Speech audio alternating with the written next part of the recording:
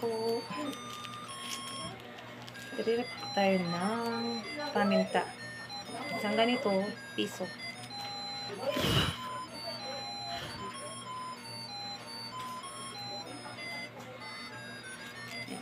Ayan.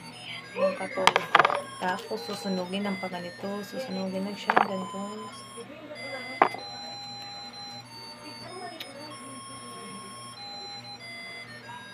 Para mag-inis. Ay na, tapos na. Tapos lagyan na naman. Lagyan.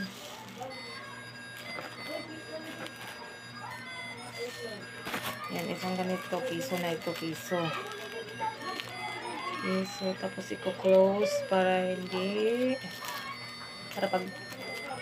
pag may bibili piso, hindi siya mahuhulog.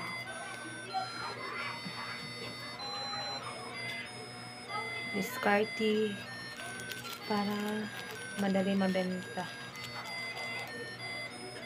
Yan lang.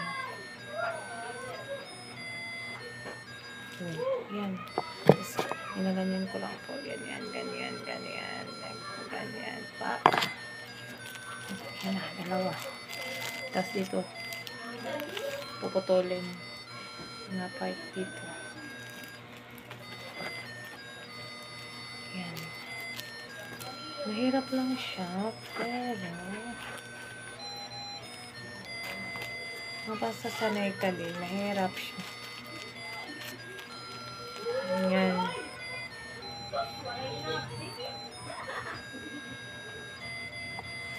Isang plastic, makalima. 5 piraso na paminta ang malalagay sa isang plastic. 4 na siya. Dapat lalagyan pa natin ng isa. Lagyan pa natin isa.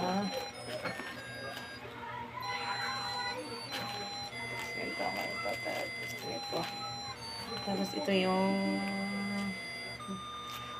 ano tawag nito, oil or matika, ashiti sa waray. 5 piso pa ganito.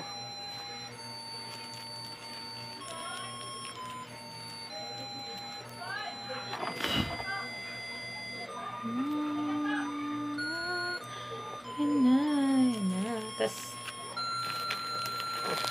Tapos wala namang hindi na kasya dito banda. So maglalagay tayo ng isang plastic. Yan, dudugtong mo lang yan. Tapos tutupiin. Tapos yan, tapos susunugin lang.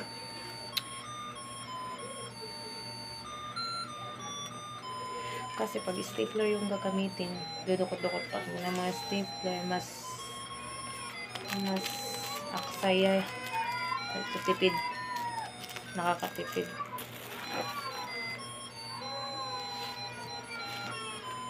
Yung kunti lang naman laman yung piso. Yung piso. Ganyan. Piso na yan. Piso. Kunin mo. Piso. Kaya piso-piso lang kasi yung bili ng mga tao dito.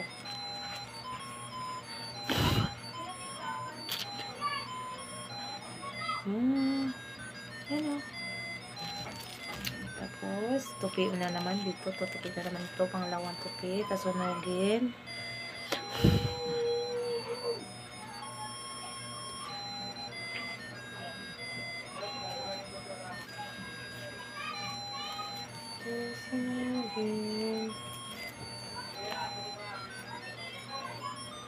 Ano na naman.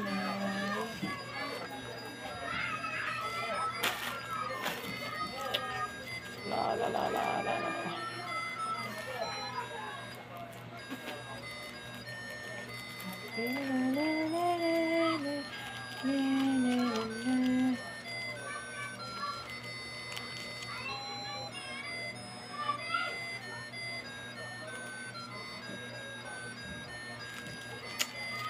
Thank you for watching.